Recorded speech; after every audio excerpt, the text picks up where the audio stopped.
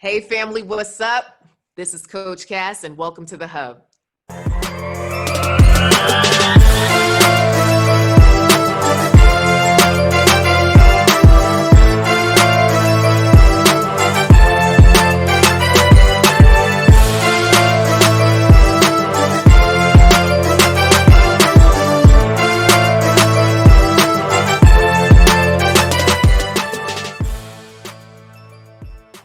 On today's show, I have Gail, who's a mental health counselor, a veteran teacher. She's 39 and she's single, y'all.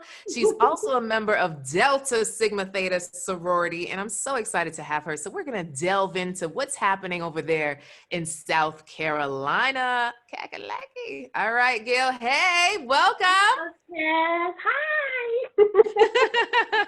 So happy to have you. So Gail, I Yeah. know that you've been through some things in your life. So let's bring the audience up to speed. Like, how about you share a little bit of your story? Oh wow, where do I start? It's been ongoing for maybe most of my life, so I'll just kind of condense everything in about 30 seconds, hopefully. I started at 16 years old. I got pregnant with my first daughter. She's 23 in a few months. In nursing school. Yay, she just graduated from nursing Oh, school. hallelujah. Yeah, so she's doing great. It started there. I came from a religious background, a really, really religious background. Father, deacon, my mother, junior, mother of the church. So it was kind of embarrassing then. And it was, back then you didn't talk about, things like that. And that didn't happen that often. So I made up my mind because out of the 5 sisters that I have, I was the one that was supposed to go to college. And I was in the middle. So the first thing my mom said to me was, "You're supposed to go to school, Gail." So that day I made up in my mind. I said that, I'm going to do what I'm supposed to do. I'm going to do what I said I'm going to do, and I'm not going to be a statistic. And I needed to show my daughter also that, you can rise above your obstacles. So yeah, I went to college, USC Columbia Gamecocks, yay. And graduated. Amen. And I became a assistant manager at a bank there, and met a guy during my senior year of college. Really charismatic guy, and I quickly found myself in a very abusive relationship, domestic violence situation, and it was really bad. I was hospitalized, broken bones, busted lips, stitches, that sort of thing. Kind of ruined my entire life and my plan for my daughter. I had to uproot and go back home and start all over again from scratch. Wow. And so I did that, and that's how I became a teacher. I decided that I needed to tell my story to young people and also to the women of the world. I became a teacher 13 years ago, and since then I met a guy. Same type of situation. I married him though, and that's where my 10-year-old, came into this world. That was a blessing from that marriage, but it was a really bad marriage. It wasn't good at all, and it never should have happened. But there was some abuse in the marriage. There was physical abuse. There was also not a lot of physical abuse, but some. There was a lot of verbal abuse, a lot of cheating. So I lost myself in that marriage. There did some things that I'm not proud of because of low self-esteem and things like that. And then I find myself out of that marriage, coming out of that marriage, but still very broken. Had no clue who I was anymore, what I need to do with my life. Just kind of living a slow death. Basically, I was, alive, but still dead inside. Contemplated on suicide for a while. Actually planned it out. Wow. And I sat in service one Sunday, and my pastor gave me the scripture, Jeremiah 29:11, and that scripture changed my life. And that's why I decided to take my life back.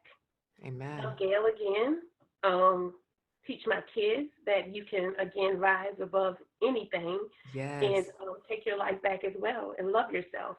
And I honestly say today that I'm there. I'm in that place. I'm single, and I love life. You have to look at the good things in life, and so many of us as women, we stay so focused on the negative, so we can't Mm-hmm. see the positive, and we have to grab Mm-hmm. hold to those positives and just work it, just live it. So that's what I've Yes. been doing.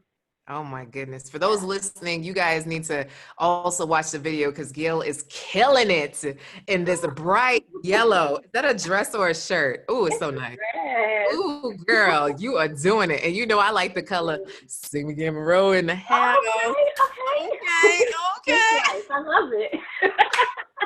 So we got the blue and gold Oh going. yeah. Oh yeah. I love it.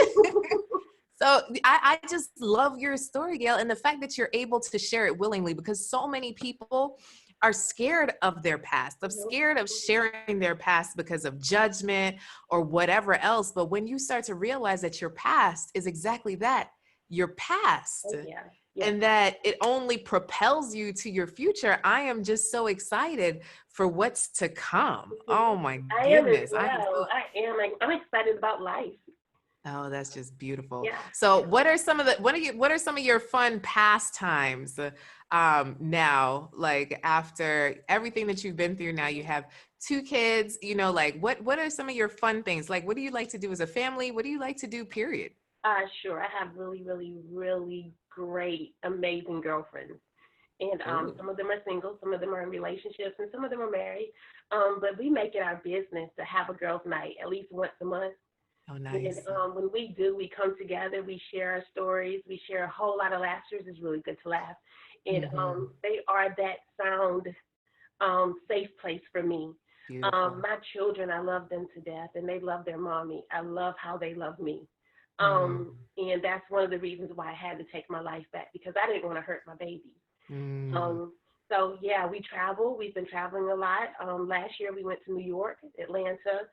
We have a list of things we want to do now, but you know, Corona has kind of stopped that a little bit. But Yeah. yeah, we're looking forward to traveling, just the three of us, and seeing the world.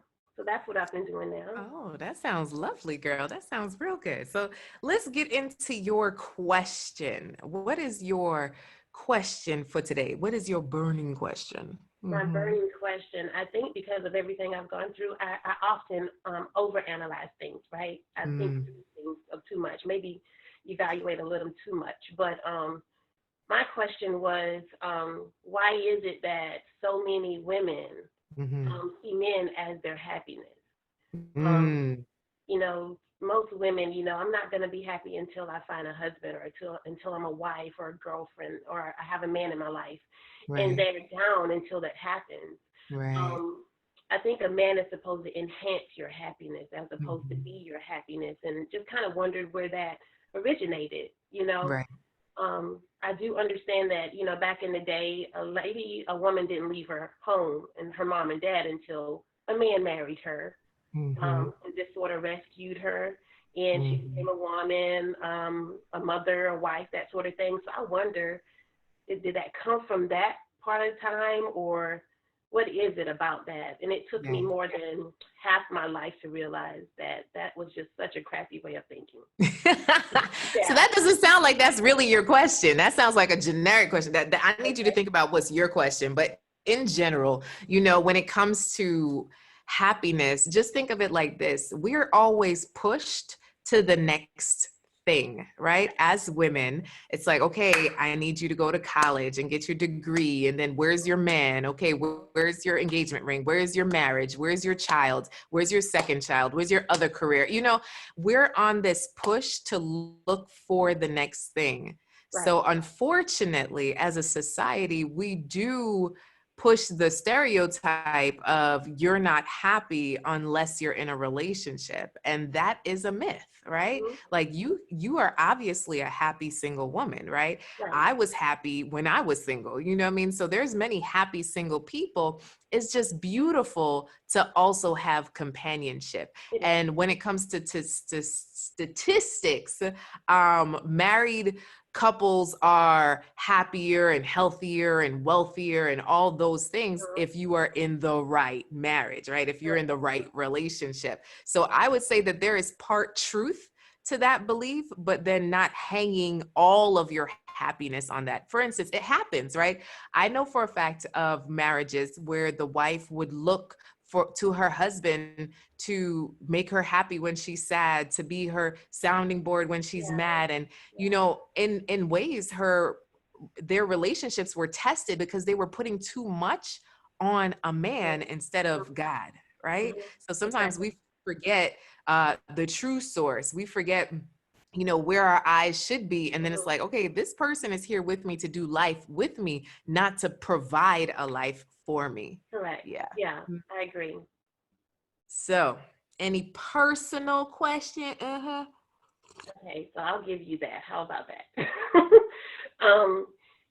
So right now I'm single, and I tell people, you know, they question whether or not, you know, am I wasting myself away? Are my standards too high?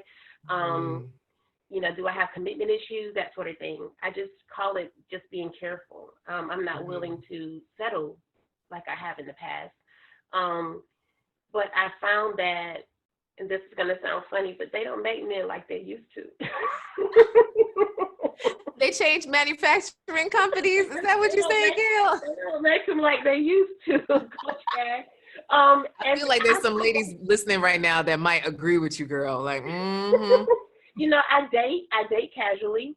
I date often, but I can never make it to a second date because, you know, if I see the slightest inkling of a red flag, I'm out of there. I don't answer the phone anymore. You know, it's over for me. And that's how it's been for years now. And even with the ones with potential, it ends up, you know, the true colors end up coming out. And I just rather be by myself than, you know, with someone that I feel I'm settling with.